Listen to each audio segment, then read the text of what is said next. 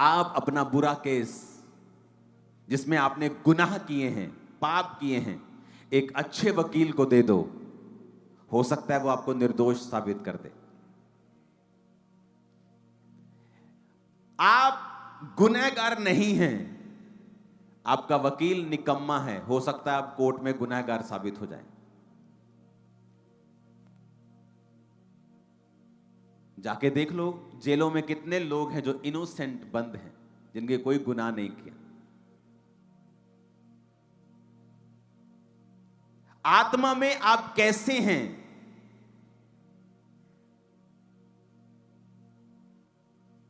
मान लीजिए आपकी आंखों में दिक्कत है, आपकी आंखें खराब हैं, थोड़ा कम दिखता है, आप कुछ भी है, या ब्लाइंड है कोई। एक है निकम्मे वकील की तरह केस लड़ना, क्या प्रभु जी आप मुझे चंगा करें, आमीन। ये भी अच्छी चीज है, लेकिन ये एक निकम्मी केस को लड़ने को दर्शाता है। एक है अच्छा वकील, अच्छी प्रार्थना करने वाला वकील, और जब वो अपनी आंखों के लिए प्रार्थना करता है, वो कहता है परमेश्वर मैं तेरा धन्यवाद करता हूं कि आपने मुझे प्रार्थना करने का अवसर दिया है, आपने मुझे ये ताकत दी है, ये अधिकार दिया है कि मैं आपके सामने आऊं और प्रार्थना कर सकूं, क्योंकि आपने कहा है कि प्रभु यीशु मसीह के नाम में जो कुछ मैं मांगूंगा आप मुझे देंगे।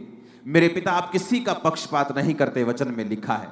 आपके दास मूसा के बारे में लिखा है कि वो 120 साल का था और उसकी आंखें धुंधली नहीं थी और उसका शारीरिक ढांचा कमजोर नहीं था। पिता क्योंकि वो आपकी महिमा में चलता था, मैं आज से वायदा करता हूं कि आज से मैं आपकी ग्लोरी और महिमा में चलूंगा। आप भी मेरी आंखों के ऊपर दया करें पिता, और मेरी आंखों पर से सारी बीमारी को खत्म करें, क्योंकि आपके बेटे यीशु के कोड़े खाने से मैं चंगा हो चुका हूं। आप मुझ पर भी दया करें जिस तरह आपने मूसा के ऊपर की थी। यह है अच्छे वकील की प्रार्थना। दोनों प्रार्थनाएं हैं, एक है निकम्मी प्रार्थना, एक है अच्छी प्रार्थना जो रिजल्ट लेके आती है। एक है निकम्मे विश्वासी जो सोचते हैं प्रभु को सब पता है, प्रभु को सब जानता है, बस यही कह देंगे प्रभु मुझे ठीक कर दे। और एक है अच्छे विश्वासी। एक वकील 25 लाख रुपए लेता है एक बार खड़े होने के, और एक वकील 5,000 में भी मान जाता है। जो 25 लाख वाला है उसने अपनी वैल्यू को बनाया है, उसके केसेस को उसने जीता है। आज मैं वकीलों की बात नहीं कर रहा हूं, आप मेरी बात समझ रहे हैं, मैं आत्मिक वकीलों की बात कर रहा हूं, क्योंकि हम आत्मिक वकील हैं। क्योंकि जीसस ने कहा अपना मुकदमा लड़, अपना प्रमाण दे। वचन कहता है, यहोवा परमेश्वर कहता है अपना प्रमाण दे, अपना मुकदमा मेरे सामने लड़। और हम मुकदमा कैसे लड़ रहे हैं कि मैनू छाड़ दो जी। वकील साहब जज से कह रहे हैं मैनू छाड़ दो जी, ए बंदे नू छाड़ दो जी।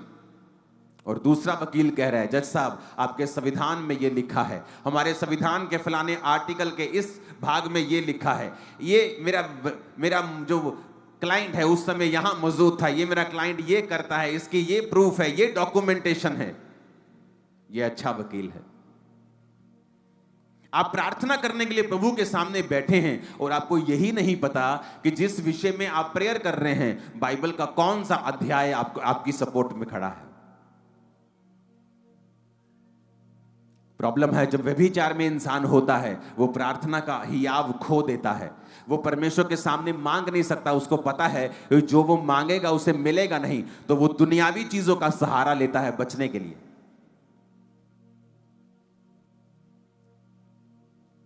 क्योंकि वचन कहता है यूहन्ना की पत्री में कि जब तुम्हें ये हियाव होता है कि तुम परमेश्वर के साथ सही हो और तुमने सही जीवन जिया है, फिर तुम जो कुछ परमेश्वर से मांगते हो परमेश्वर तुम्हें देता है।